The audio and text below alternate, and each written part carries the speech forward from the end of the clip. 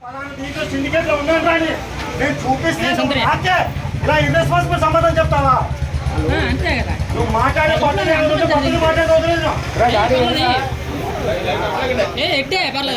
గత 4 రోజులుగా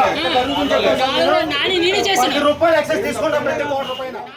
Kothapalem wine shop లో గత శనివారం నుంచి గత 4 రోజులుగా ప్రతి బాటిల్ పైన 10 రూపీస్ ఎక్సైజ్ తీసుకుంటున్నారు. దీన్ని నేను షాపు కౌంటర్ లో పనిచేసే వ్యక్తులకు అడిగితే ఓనర్స్ ప్లస్ ఎక్సైజ్ డిపార్ట్మెంట్ చెప్పిందండి, ఒక్క మా షాపే కాదు మొత్తం టోటల్ గా ఇలాగ జరుగుతుంది, అందరూ తీసుకుంటారు అన్నారు.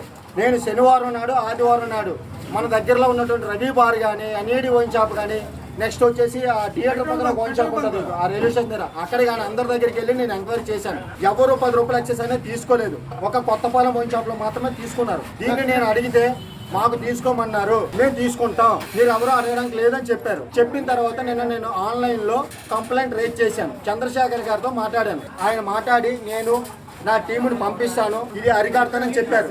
నిన్న మార్నింగ్ 11-11:15 మధ్య మాట్లాడితే ఈ విధంగా చెప్పారు. చెప్పిన తర్వాత నిన్న రాత్రి మళ్ళీ నేను ఈ షాప్ వద్దకు వచ్చి సుమారు 7-7:30 ప్రాంతాల్లో వచ్చాను. వచ్చి నేను పద్ధతిగా వాటర్ ఎంత అంటే రాయల్ స్టార్ 240 అన్నారు. సరే అని చెప్పి నేను పేమెంట్ చేసిన తర్వాత ఆయన వచ్చేసి నీ పేరేంటి, ఏడని కంప్లైంట్ చేసావు, ఏం చేస్తావు అనే విధంగా నన్ను కించపరిచి మాట్లాడారు. అంటే డిపార్ట్మెంట్కి నేను ఫోన్లో మాట్లాడి నా ఇంట్లో కూర్చొని నేను మాట్లాడిన విషయం షాప్లో కౌంటర్లో పనిచేసిన వ్యక్తికి ఏ విధంగా తెలిసింది, ఆయన ఏ విధంగా నన్ను ప్రశ్నించగలిగాడు. వీళ్ళు పర్మిట్ రూమ్ అంటారు, ఇక్కడ క్లీనింగ్ బాయ్ లేరు, క్లీన్ చేయరు, ఇదంతా గలీజ్గా పెడతారు.